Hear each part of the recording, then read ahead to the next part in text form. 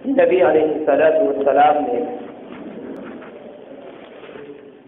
مسلمانوں کو بہت سارے احکامات کا حکم فرمایا. بہت ساری تعلیمات ہیں آقا علیہ السلام کی جو مسلمانوں کے لیے، اور نبی علیہ السلام نے صرف حکم نہیں فرمایا بلکہ عمومی طور پر آقا علیہ السلام وہ تمام تعلیمات خود اپنے عمل میں لے کر کے آئے. جو بھی تعلیمات اسلام کی موجود ہیں مسلمانوں کے تعلق سے آقا علیہ السلام نے جو احکامات بیان فرمائے ہیں، عمومی طور پر آقا علیہ السلام نے ان تمام فرامین پر خود بھی عمل فرمایا ہے. ان تمام تعلیمات میں ایک اہم تعلیم ہے اپنے اخلاق کا درست کرنا. آقا علیہ السلام نے بہت زیادہ زور دیا ہے اس بات پر کہ ایک پکا مسلمان بننے کے لیے، ایک سچا مسلمان بننے کے لیے، کامل و مکمل انسان بننے کے لیے ضروری ہے کہ اس کے اخلاق سب سے اچھے. نماز، روزہ، حج، زکوٰۃ، دیگر عبادات اپنی جگہ پر ہیں اور ان عبادتوں کی اپنی جگہ پر ایک اہمیت ہے، لیکن ان چیزوں سے ہٹ کر بہت سارے احکامات ہیں اور مسلمان کو بہت ساری چیزوں پر عمل کرنا ہے. اگر میرے ذہن میں صرف یہ بات آئے کہ جو موٹے موٹے فرائض ہیں ان پر عمل کر لیا جائے اور اسلام مکمل ہو جاتا ہے، ایمان مکمل ہو جاتا ہے، تو ایسا قطعاً نہیں ہے. نبی علیہ السلام نے بہت سارے فرامین، بہت سارے احکامات بیان فرمائے ہیں جو ان فرائض کے علاوہ ہیں، جن میں سے ایک اہم چیز ہے اپنے اخلاق کی درستگی.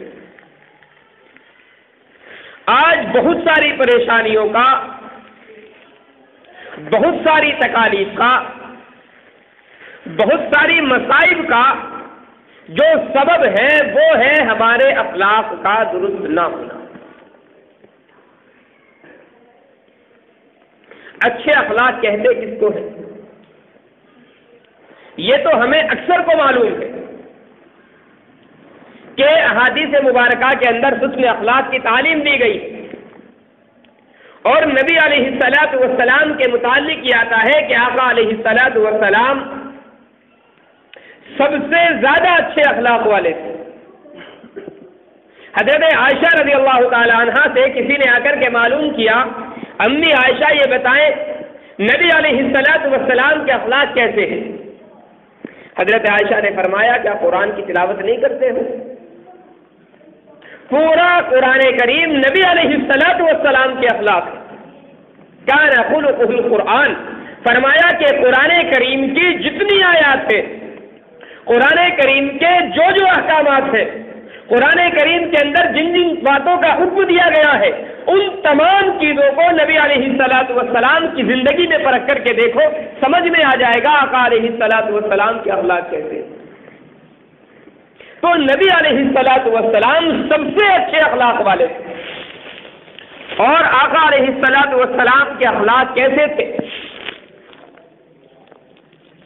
ایک ملاقات کے سلسلے میں، تجارت کے سلسلے میں، رہن سہن کے سلسلے میں پوری زندگی آپ نبی کی اٹھا کر کے دیکھیں، نبی علیہ السلام کی زندگی میں جو سب سے اہم چیز ہے وہ یہ کہ آقا علیہ السلام کی ذات پہ کبھی کسی کو ذرہ برابر تکلیف نہیں پہنچی. اسلام کے احکامات کا معاملہ الگ ہے، لیکن آقا علیہ السلام کی اپنی ذات سے نبی علیہ السلام نے اپنا ذاتی کسی سے بدلہ کبھی نہیں لیا، کسی کو گالی نہیں دی، کسی کو برا بھلا نہیں کہا. یہ نبی علیہ السلام کی پوری زندگی کا آپ مطالعہ کریں، کوئی ایک واقعہ ایسا نظر نہیں آتا کہ آقا علیہ السلام کی ذات سے کسی کو ذاتی تکلیف یا رنجش ہوئی. ہاں اسلام کا جب ظہور ہوا ہے، عناد میں، دشمنی میں، جہالت میں کچھ لوگوں نے نبی کا مقابلہ ضرور کیا ہے، آقا علیہ الصلوۃ والسلام کو برا بھلا ضرور کہا ہے، لیکن نبی علیہ الصلوۃ والسلام کی تعریف بھی ان لوگوں نے کی۔ اور میں جہاں تک سمجھتا ہوں حسن اخلاق کا اس سے اچھا مظاہرہ، حسن اخلاق کا اس سے بڑا معیار کوئی نہیں ہو سکتا۔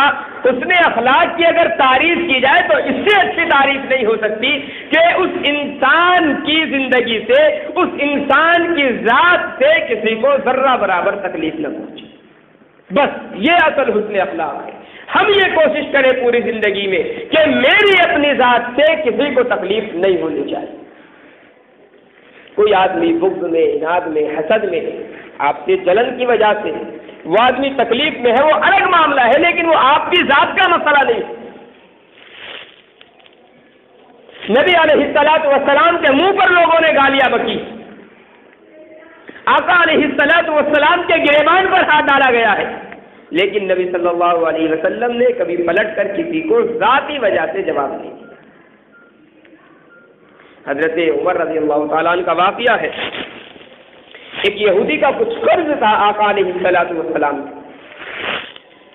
وہ یہودی آیا سرے بازار نبی علیہ الصلوۃ والسلام کے گریبان پر ہاتھ ڈال دیا، آپ کا گریبان پکڑ کر کے کھینچنا شروع کر دیا۔ حضرت عمر رضی اللہ تعالیٰ عنہ وہاں پر موجود تھے اور اس نے گریبان پکڑ کر کے گالیاں دینا شروع کر دی نبی علیہ الصلوۃ والسلام کو، کہنے لگا آپ میرا قرض ادا کریں،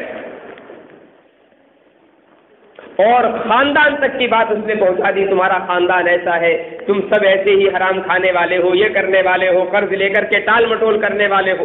لیکن نبی علیہ الصلوۃ والسلام نے اپنی زبان مبارک سے ایک لفظ بھی اس یہودی کو نہیں کہا۔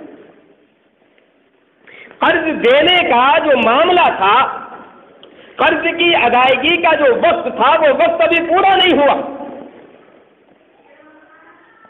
ہم سے اگر کوئی تاریخ متعین آنے سے پہلے کوئی مطالبہ بھی کر لے تو لڑائی جھگڑے کی نوبت آ جاتی ہے۔ بھائی تیرا میرا وعدہ ہو چکا فلاں تاریخ کا، تجھے کوئی حق نہیں اس سے پہلے مطالبہ کرنے کا۔ یہ یہودی نبی کے گریبان پر آ کر کے ہاتھ ڈال رہا ہے۔ حضرت عمر رضی اللہ تعالیٰ نے دیکھا، غصے سے بکھر گئے، فرمانے لگے بس نبی کا گریبان چھوڑ، تلوار نکال لی۔ آقا علیہ الصلوۃ والسلام نے حضرت عمر رضی اللہ تعالیٰ عنہ کو مخاطب کر کے فرمایا، عمر تمہارا یہ رویہ ٹھیک نہیں ہے۔ اب حضرت عمر رضی اللہ تعالیٰ عنہ ذرا خاموش ہوئے، فرمایا عمر تمہارا معاملہ تو یہ ہونا چاہیے تھا اس وقت کہ تم اس یہودی کو کہتے کہ تمہیں قرض کا مطالبہ کرنا ہے تو ذرا ڈھنگ سے مطالبہ کرو، اور مجھ کو یہ کہتے کہ اے نبی اگر آپ کے ذمے اس کا قرض ہے تو آپ کی ذمہ داری ہے کہ آپ اس کا قرض ادا کریں۔ یہ نبی علیہ الصلوۃ والسلام ہدایت فرما رہے ہیں حضرت عمر کو اپنے تعلق سے کہ میرا اور یہودی کا جھگڑا اگر قرض کے لینے اور دینے پر ہو گیا تو تمہاری ذمہ داری یہ نہیں بنتی کہ تم میرے حق میں آ کر کے کھڑے ہو جاؤ، میری طرف سے لڑنے کے لیے تیار ہو جاؤ۔ تمہاری ذمہ داری یہ ہے کہ تم دونوں کے درمیان میں فیصلہ کراؤ اور اس کو مکلف بناؤ اس بات کا کہ یہ ڈھنگ سے وصول کرے، گالی گلوچ کے ذریعے مجھ سے مطالبہ نہ کرے، اور مجھے ذمہ داری دو اس بات کی کہ میں اس آدمی کا قرض ادا کروں۔ پھر نبی علیہ الصلوۃ والسلام نے حضرت عمر سے فرمایا کہ عمر اس کو لے کر کے جاؤ اور اس کا قرض ادا کرو، اور فرمایا کہ جتنا اس کا قرض ہے اس سے کچھ زائد دے دینا، اس لیے کہ جو قرض کی رقم ہے وہ تو اس کی واجب ہے، وہ ضروری ہے، وہ ادا کر دینا، اور قرض کے مانگنے میں جو اسے تکلیف ہوئی ہے اس تکلیف کے مقابلے میں تھوڑا سا اور زائد دے دینا۔ یہ نبی علیہ الصلوۃ والسلام کی اخلاق تھی۔ اس یہودی نے جب یہ سنا فرمایا اے محمد قرض تو بعد میں ادا ہوگا، پہلے آپ مجھے اپنا کلمہ پڑھا دیں۔ کہنے لگا میں تو جانچ رہا تھا، میں تو پرکھ رہا تھا آپ کو کہ کیا واقعی آپ اللہ کی جانب سے نبی بنا کر کے بھیجے گئے۔ میں تو آپ کے اخلاق دیکھنا چاہتا تھا۔ نبی علیہ السلام نے جب اخلاق کا مظاہرہ کیا ہے میرے بھائیوں، تو قرض کی ادائیگی بعد میں ہوئی ہے، پہلے اس بندے نے کلمہ طیبہ پڑھا ہے۔ حسن اخلاق کا یہی مطلب ہے کہ ہماری زندگی سے کسی آدمی کو تکلیف نہیں ہونی چاہیے۔ ہم یہ کوشش کریں اپنی زندگی میں کہ ہماری ذات سے کبھی بھی کسی بھی آدمی کو کسی بھی درجے کی تکلیف نہ ہو۔ اگر ہم یہ سمجھتے ہیں کہ بس ہم نے نمازیں پڑھ لی، روزے رکھ لیے، زکوٰۃ ادا کر دی اور جو موٹے موٹے فرائض ہیں ان کو ادا کر دیا، باقی ہماری زندگی کس طرز پر گزر رہی ہے ہمیں اس کا کوئی مسئلہ ہمارے سامنے نہیں۔ ہماری زندگی ہم سے مطالبہ کیا کر رہی ہے، ہمارے اسلام کا تقاضا کیا ہے، ہمیں کوئی مطلب نہیں۔ میرے بھائیوں، کامل ایمان ہمارا نہیں، ہمارا ایمان کامل نہیں ہے۔ حقیقت یہ آج مسلمانوں کے بہت ساری تکالیف، مسلمانوں کی بہت ساری مسائل اس وجہ سے ہے کہ ہمارے اخلاق اچھے نہیں رہے، ہمارے اخلاق اچھے نہیں رہے۔ یہ حقیقت بات ہے میرے بھائیوں، بات قلبی ضرور ہے، اور یہ صرف آپ کے لیے نہیں، میرے لیے بھی ہے۔ ہمارے جیسے اخلاق ہونے چاہیے تھے، ہمارے وہ اخلاق نہیں۔ آقا علیہ السلام جب اسلام کا مسئلہ آتا تھا اور اسلام پر عمل کا مسئلہ آتا تھا تو بالکل سخت ہو جایا کرتے تھے، اور نبی علیہ السلام کی ذات میں اسلام پر عمل کے تعلق سے ذرہ برابر لچک پیدا نہیں ہوتی تھی۔ لیکن جب اپنی ذات کا مسئلہ آیا ہے نبی علیہ السلام کا، پھر کبھی آپ سے زیادہ نرم دل، آپ سے زیادہ رحم دل دنیا نے کسی کو نہیں دیکھا۔ نبی علیہ السلام نے کبھی کسی کو وہ گناہ جس کی سزا قرآن نے متعین کر دی، جس کی سزا حدیث نے متعین کر دی، کبھی بغیر سزا دیے چھوڑا ہو، ایسا بھی نہیں۔ اس لیے کہ مسئلہ اسلام پر عمل کا ہے، لیکن نبی نے کبھی اپنی ذات کا بدلہ لیا ہو، اپنی گالی کا بدلہ کبھی لیا ہو نبی علیہ السلام نے، اپنی تکلیف دینے کا مسئلہ نبی علیہ السلام کا رہا ہو، ایسا بھی نہیں۔ میرے بھائیوں، یہی بس اچھے اخلاق ہے، اسی کو حسن اخلاق کہا جاتا ہے۔ ہماری ذات سے کسی کو تکلیف نہیں ہونی چاہیے۔ ہم بڑے بڑے واقعات سنتے ہیں، حضرت خواجہ معین الدین چشتی رحمۃ اللہ علیہ کے متعلق بڑا مشہور ہے کہ جب وہ ہندوستان میں تشریف لائے ہیں تو لوگ حضرت خواجہ معین الدین چشتی رحمۃ اللہ علیہ کے چہرے کو دیکھ کر کے اسلام قبول کر لیا کرتے تھے۔ کہنے کی ضرورت نہیں آتی تھی کہ تم اسلام قبول کر لو، بس لوگوں نے دیکھا اور اسلام قبول کر لیا۔ سید احمد شہید رحمۃ اللہ علیہ جہاد کے لیے تشریف لے جا رہے تھے، ہندوستان کے مختلف علاقوں میں سید احمد شہید رحمۃ اللہ علیہ نے جہاد کیا ہے۔ کئی سکھوں سے جہاد کرنے کی نوبت پیش آئی، کئی انگریزوں سے جہاد کی نوبت پیش آئی۔ ایک جگہ پر فوج کا پڑاؤ تھا، چھوٹی سی فوج سید احمد شہید رحمۃ اللہ علیہ کے پاس، سکھوں کا بڑا لشکر سید احمد شہید پر حملے کے لیے آیا۔ سارے مسلمان پریشان تھے، اتنا چھوٹا سا ہمارا لشکر ہے، اتنی بڑی فوج کا مقابلہ کیسے کرے گا؟ شاہ صاحب کو لوگ مشورہ دینے لگے، حضرت آپ ایسا کریں، اپنی فوج کو پیچھے ہٹا لیں، ہم مقابلہ نہیں کر سکتے۔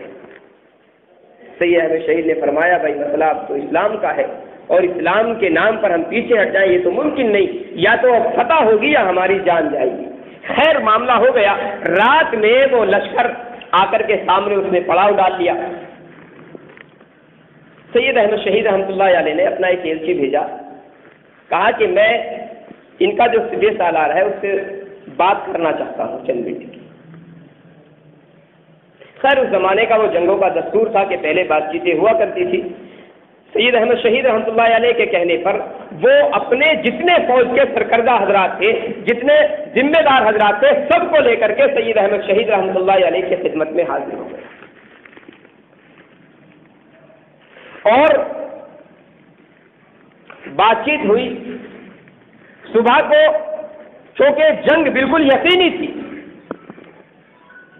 اس نے کہا کہ شاہ صاحب میں یہ چاہتا ہوں کہ جب ہماری فوجیں آپس میں آمنے سامنے ہو تو اس سے ذرا کچھ دیر پہلے آپ تنہا ہماری فوج کے سامنے آئے۔ شاہ صاحب سے لوگ کہنے لگے کہ حضرت کہ ایسا تو نہیں کہ یہ دھوکے سے آپ کو مارنا چاہتا ہے، کیونکہ ہماری مکمل اسلامی فوج کا مدار آپ کے اوپر ہے، اگر خدا نہ خواستہ آپ کو کچھ ہو گیا تو ہماری تو فوج بغیر لڑے پسپا ہو جائے گی۔ شاہ صاحب نے فرمایا بھائی کچھ بھی ہو، اگر دشمن کا مطالبہ یہ ہے کہ میں تنہا ان کے سامنے چند منٹ کے لیے جاؤں تو میں ایسا ضرور کروں گا۔ خیر صفحے ابھی بنی نہیں تھی، فوج ادھر دشمن کی ساری فوج سامنے آ کر کے کھڑی ہو گئی۔ سید احمد شہید رحمۃ اللہ علیہ تشریف لے گئے۔ جب تشریف لے گئے تو اس کے جو سرکردہ افراد رات میں بات کرنے کے لیے آئے تھے، سب سے پہلے تو انہوں نے کلمہ پڑھا اور اس کے بعد پوری فوج کے اندر کلمے کی آواز گونجنے لگی، کلمے کی صدا سنائی دینے لگی۔ وہ حضرات کہنے لگے کہ شاہ صاحب معاملہ یہ تھا کہ جب ہم آپ کے پاس رات میں آئے تھے ہم نے آپ کو دیکھتے ہی فیصلہ کر لیا تھا کہ اسلام ہمیں قبول کرنا ہے، لیکن معاملہ یہ تھا کہ اگر ہم تنہا اسلام قبول کر لیتے تو ہماری یہ جو فوج ہے یہ کلمہ طیبہ سے محروم رہ جاتی، اس لیے ہم نے یہ فیصلہ کیا کہ کم از کم آپ کی زیارت ان تمام لوگوں کو کرا دی جائے تاکہ جیسے ہمارے دل منور ہوئے ان تمام لوگوں کے دل بھی منور ہو جائے۔ اور بس پھر کہاں کا مقابلہ، شاہ صاحب کو دیکھ کر کے ساری فوج اسلام کے اندر داخل ہوئی۔ یہ میرے بھائیوں کیا چیز، یہ ان کا اپنا ذاتی کوئی روب نہیں تھا، ذاتی کوئی دبدبہ نہیں تھا۔ جب انسان اپنے اندر کی زندگی کو بناتا ہے، اپنے اخلاق کو درست کرتا ہے تو میرے بھائیوں باہر کی زندگی انسان کی خود بخود درست ہو جاتی ہے، اور پھر لوگوں کو اسلام کی دعوت دینے کی ضرورت نہیں پڑتی، لوگ خود بخود اسلام کے اندر داخل ہو جاتے ہیں۔ اس لیے سب سے پہلی جو ہماری ذمہ داری وہ یہ کہ ہم اپنے اخلاق کو درست کریں۔ اسی کے متعلق کچھ بات انشاءاللہ آئندہ ہفتے رکھیں گے۔ اللہ تعالیٰ مجھ کی توفیق عنایت فرمائے۔ وآخر دعوانا الحمدللہ۔